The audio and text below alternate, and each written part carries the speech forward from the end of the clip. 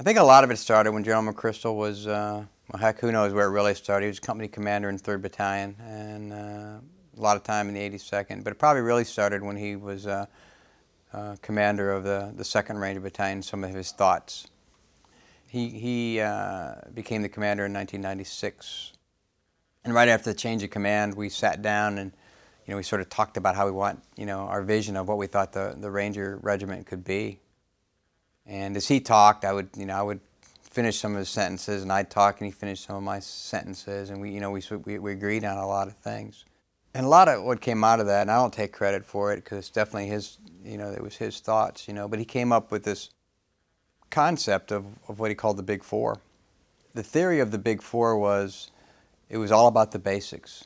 And his theory was if you got the basics right, and you really get this looking at from the most elite organizations, which I've been around and I have the same opinion. And what they're really, the reason they're able to do things that they're not really sometimes manned, equipped, and trained to do is they're really, really good at the basics. That's what they spend their time doing. And so we came up with this concept of the Big Four. We tried to figure out what were the basic, minimal, sustainable standards that an organization could maintain. And that's hard in a place like the Ranger Battalion because you got leaders who always want to do better. But the reality is people come and people go. Leaders come and people come and go. Soldiers come and go. Equipment changes. People get hurt. People go to different organizations. So then you got to start all over again. It was all so frustrating. Oh, we had reached this level where we could do this kind of operation. Now we got to start all over because we got 2 new squad leaders. Well, let's try to take that out of the equation and let's just concentrate on something that we can sustain. So we looked at marksmanship, we looked at physical training, we looked at medical training, and we looked at small unit drills. And then we broke it down even a little bit further. The Rangers have always been very, very physical, but wait a minute.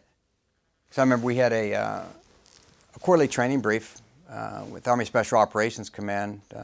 General Tagney was commander at the time, great officer.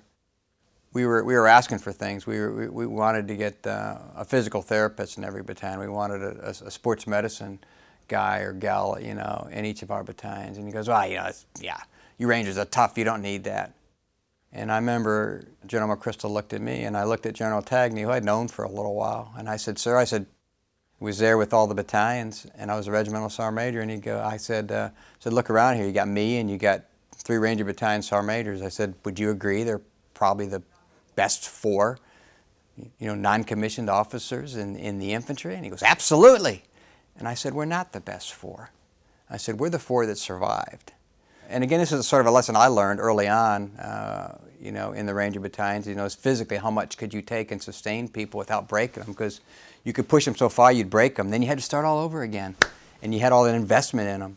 So we looked at a sustainable physical training program which was rigorous, but you had to put the braces on the guys sometimes and say, we're going to give you some rigorous standards, but we don't want you to go beyond it, because if you go beyond it, you're going to break people. We don't want to break people. We want to find something that's sustainable.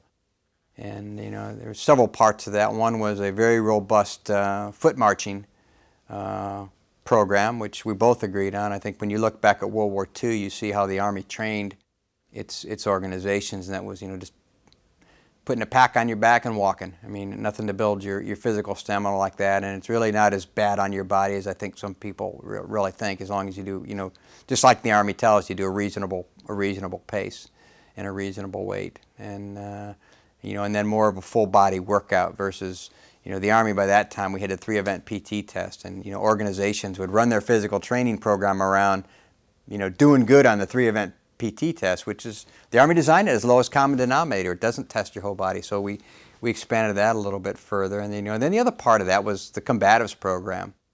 And that is something he had started, and he gets 100% credit for that. That is something he had started in while he was commander of the 2nd Ranger Battalion. He talked about bringing it to Regiment, and I was a little bit skeptical about it at first, but then it dawned on me. I looked at, and I'm the regimental sergeant major now, so I'm an old guy, and I grew up in some rough areas. I used to fight a lot. I mean, when I grew up, you fought. I mean, you didn't have guns and knives and stabbing each other, but you sort of fought a lot. I mean, that's what kids did. And then, you looked around at the guys, and, it dawned on me that you don't want to send guys to combat with the possibility of them being, in hand-to-hand combat, let alone, having to kill another human being and never having their hands, put on another person or have someone else put their hand on them. So that's why the Combatives program became more important than anything. It wasn't about being jiu-jitsu champions or star wrestlers or anything like that. It was just, to have the idea of what it was to have physical contact, with someone else. That was the other big part of the physical training program. The other part was marksmanship. And again, everybody wants to shoot expert, and that's fine, but the Army standard was, you went out to the transition range and you shot 40 rounds and you wanted to hit at least 36 so you could be an expert. But in the entire existence of the Ranger Regiment, we always talked about, we always fought at night. But we didn't have any marksmanship standards that really measured how you shot at night. You had you had the 50 meters, that you would go out there and try to knock down those targets with, handheld flares, but there was really no standard, So we decided that we were going to come up with some standards that we were going to hold people to shoot at night. And that was just, it was just the advent of decent night vision goggles and decent aided vision devices on the rifles. But there was a tremendous amount of pushback on that because people wanted to do different things. And we said, no, until you learn how to shoot at night to these standards, you're not going to go do these other exotic things. And we would, basically put the quash on some of the things people want to do. We say, no, your marksmanship standard, it's not up to standard. We force people to do something with their rifles or with their weapons, every single day, whether that was just dry fire drills or some other things like that. Some things we learned from the marksmanship unit, from the Delta Force, some of the things that we had taken from them also. And we actually, and instead of just saying, oh, we went to the range and we shot okay, ha ha ha, let's go do something else. It's no, you didn't meet the standard. You're going back to the range and you're not going to do anything else because it's like the old saying, there's only one thing between you and the enemy. You know what that is? Your rifle. So get that straight. And of course, the third big area was medical. And to me that was pretty obvious because, again, being a big history buff, you see how units get decimated and you read that, well, the entire unit was decimated, they were wiped out. That usually wasn't the case. What happened was they would take a significant amount of casualties that the morale of the unit, they'd lose the will to win, they lose the will to fight. As I saw the people being, wounded and incapacitated. So we put a tremendous amount of emphasis on medical training, and we developed 3 and then 4 different levels of medical training. And the reason we did that, yeah, of course we cared about our soldiers, but what it did, it built up a tremendous confidence in the Rangers. They knew that if they got shot, somebody's going to take care of them. The effect of that is it's immeasurable. Every Ranger was required to maintain a certain set of basic skills, to include given. It was an expanded off the Army's basic lifesaver course, but the basic lifesaver course was adapted from the Red Cross. Great, but we're not the Red Cross. Our kinds of injuries and the things we were worried about were different from that. So we made it a standard that you will meet these medical standards, and then we took infantrymen, and we decided that every rifle squad was going to have an emergency medical technician mid-grade. In the rifle squad. We ain't got time for that. I got a rifle squad to run. Well, yeah, but these people are going to get hurt. That's combat. People are going to get hurt. And there's a lot of pushback on that. So we expanded that. And of course, our medical staff ran this. But and then some of the biggest accomplishments were what the medical staff did and how we started training our medical personnel differently, both at platoon and company and battalion level, and the different types of training and things we required for them. And it reached the point where, they'd be off for, a year getting trained. Well, we need medics.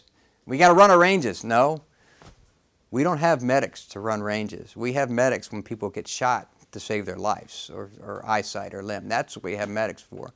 And so we made those kind of investments. And the advances in combat trauma lifesaver and just throughout the entire Army, the development of the different first aid kits and those kind of things, tourniquets, blood, those kind of things, it all came from those guys. But again, this almost sounds cold. Of course we cared about them, but it was there to develop that confidence that yeah, you're going. It was there to be realistic. People are going to get hurt. We all got to realize this isn't a game. People are going to get hurt. So how do you keep them going and keep them motivated? And you keep them motivated by knowing that they're going to be taken care of. And it's in the Ranger Creed. You'll never leave a fallen comrade to fall in the hands of the enemy. But, it went beyond that. It took, really what it was. And then the fourth big area was small unit drills. At the time, the Army of Basic Infantry unit had 8 battle drills. And you could run through the battle drills and you could be okay at them. But then, time would go on and you'd go off and do something else. And by the time, you went down to you have to train up to get good at a battle drill. So wait a minute. We've got to be able to do, if we can do these battle drills, we can do anything else. So you're not going to do anything else until you are trained to standard and you have maintained the standard of the battle drills. If you looked at the individual training manual at the time, I sat down with the stubby pencil one time, and all the individual training requirements for an individual ranger took 364 days if you did all those requirements. Well, you do have other things to do. You want to give guys, a vacation or maybe take a weekend off. So, the training manual was written. It was unrealistic to try to do that. So again, we culled that down and said, no. What tasks are really the most important? And let's, and based on how much time we have to train them. So we took those 4 battle drills and we said, no, we're not going to train on these 4. We're only going to train on these 4. And we modified them a little bit because we thought they could be done better. And that was what the Big 4 was about. And what we enforced was, until you are to the standard that you can maintain to these 4, the 4 big tasks, and of course the subtasks underneath that, you're not going to do anything else.